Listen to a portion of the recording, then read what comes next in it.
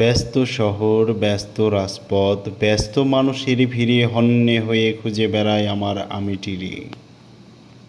জীবনকে যদি ব্যস্ত রাখতে চাও তবে শহরে চলে যাও, আর জীবনকে যদি উপভোগ করতে চাও তবে গ্রামে গিয়ে গ্রামীণ জীবনকে উপভোগ করে নাও।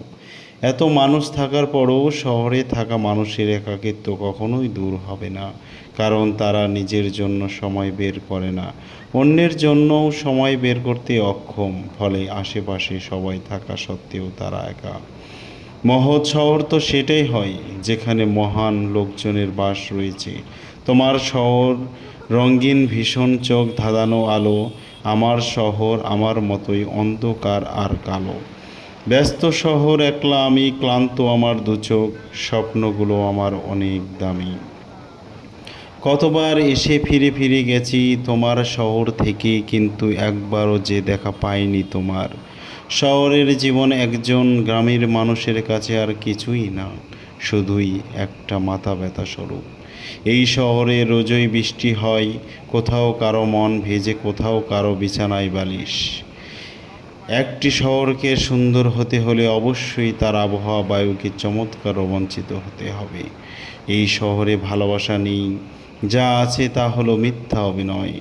শহর হলো মানুষের চিড়িয়াখানা, এখানে সবুজ পরিবেশের মাধুর্য উপভোগ করা যায় না, কেবল বড় বড় পাকা ইমারতের উচ্চতা মাপা যায়। শহর হলো লক্ষ লক্ষ মানুষের বাসস্থান, তবু প্রত্যেকেই ভোগে একাকিত্বে।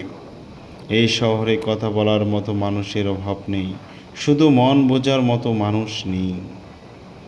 আর কত কাল বলো, আর কত বিরহের কবিতায় তোমাদের ফিরবার চিঠি পাঠালে এই শহরে প্রেম ফিরে আসবে।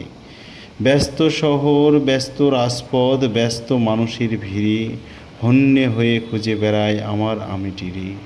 তোমার শহরের অবাক বালুচরের সততার কান্না কি কেউ শোনে?